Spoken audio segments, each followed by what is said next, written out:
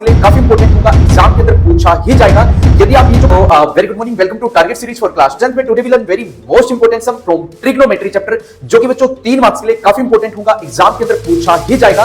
यदि आप ये जो क्लास 10 की टारगेट सीरीज हम कर रहे हैं इसको कंप्लीट करते हैं तो यहां से बाहर कुछ भी नहीं मिलेगा। तो चलिए बच्चों स्टार्ट करेंगे। देखिए हमें बोला है cosecant A minus sine A, secant A minus cos A, जो कि इसके इक्वल हमें प्रूव करना है 1/tan a plus cot A के एलएचएस को आरएचएस के इक्वल प्रूव करना है बच्चों। ठीक है, फर्स्टली हम एलएचएस को सोल्व कर लेते हैं।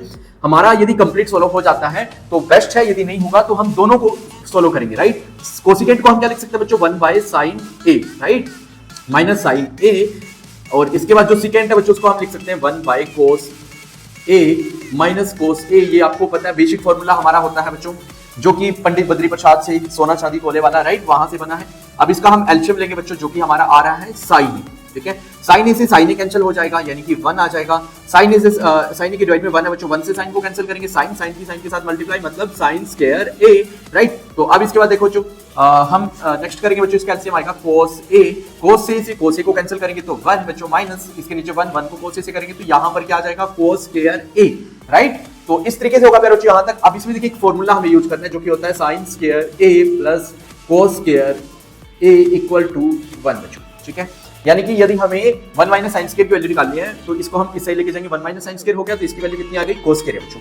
तो यहां पर हम क्या लिख सकते हैं cos square a divide by sin a बच्चों। ठीक है, यहां तक क्लियर होगा आपको।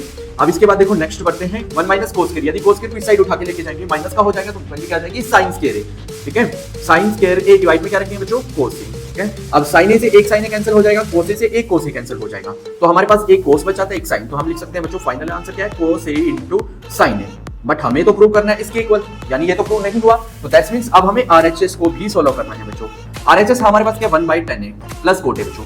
1/tan को क्या लिख सकते हैं sin a divide by cos a plus cos a divide by sin a, right. ठीक है, अब देखिए इसका यदि हम एलसीएम लेंगे बच्चों तो वो कितना आ जाएगा cos a into sin a। ठीक है, अब देखो cos a से cos a को कैंसिल हो जाएगा, sin बचे, sin से sin के साथ मल्टीप्लाई करेंगे तो that's mean sin square a, sin को sin के साथ कट करेंगे तो बच्चों cos से मल्टीप्लाई cos के साथ तो that's mean cos square a, right. sin square plus cos square equal to 1, यानी कि यहां पर हम क्या लिख सकते हैं 1 बच्चों, यानी कि 1 divide by 1/cos a into sin a, that's means अब इसको हम उठा के ऊपर ले जाएंगे तो फाइनल आंसर आ जाता है sin a into cos a, जो कि LHS के इक्वल हमने प्रूव कर दिया है RHS को। तो फाइनली इस तरीके से ये सम होगा बच्चों, और बहुत अच्छे से सारा सम समझ आया होगा। यदि फिर भी कोई डाउट है, कोई क्वेरी है तो कमेंट कर दीजिए, 100% मेरे से आपको हेल्प की जाएगी। क्लासेज को लाइक शेयर एंड सब्सक्राइब करना बिल्कुल मत भूलिए। बने रहिए बच्चों, हम नेक्स्ट मोस्ट इंपोर्टेंट क्वेश्चन के साथ फिर मिलेंगे, तब तक के लिए थैंक यू, हैव अ